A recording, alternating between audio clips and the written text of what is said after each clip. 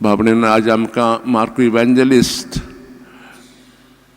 ज्यूच्या घरांत वता, तेच्या गांवांत वता आनी जें त्या गांवांत घडलें तें आमी आयकलां.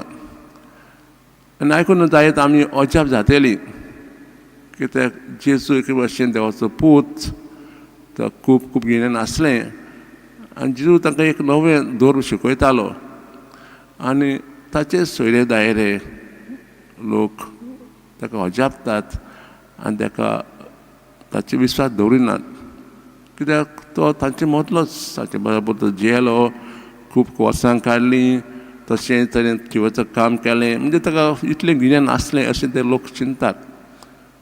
पूण लोक आपलें मन बदलना की हो खरेंच देवाचो पूत, देवान ताका धाडला, तो नवें धर्म शिकयता, मिलाग्री करता. लोक आपलें मन बदलनात. जर आमचें जिवीत अशें घडटा जायत, जेन्ना आमी एका बरोबर जियेता, ल्हान व्हड जाता, आमकां ताची खूब वळख आसता एकामेकाची. पूण जेन्ना आमी परत आमच्या गांवांत वेता, नवे दृश्टीन आमी लोकांक पळयता, पूण लोक आमकां स्विकारना. तशें घडटा धार्मीक जिवीत जियेतना. आमी खूब वेळा पवित्र पुस्तक वाचलां, नियाळ केला, आनी म्हणटा आमकां खूब खबर आसा पुस्तकाची, कित्याक आमी खूब नियाळ केलो. म्हाका दिसता पूण जोर वेळी आमी हें पवित्र पुस्तक वाचता, आमच्या दोळ्यांनी आमकां नवी दिशा दिश्टी पडटा.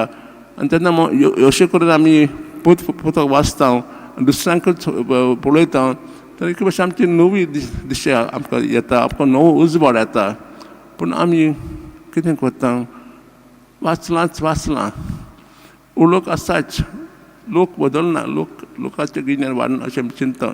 तर आज आमी खास जें नजराच्या गांवांत घडलें तें आमच्या गांवांत घडून, तशेंच आमी आमचें मन बदलूंक, लोकांक दुसऱ्यान पळोवंक, तशेंच आमी पवित्र पुस्तक नवें दुसऱ्यान वाचूंक आज आमी देवा लागीं ही कृपा आमी मागुया.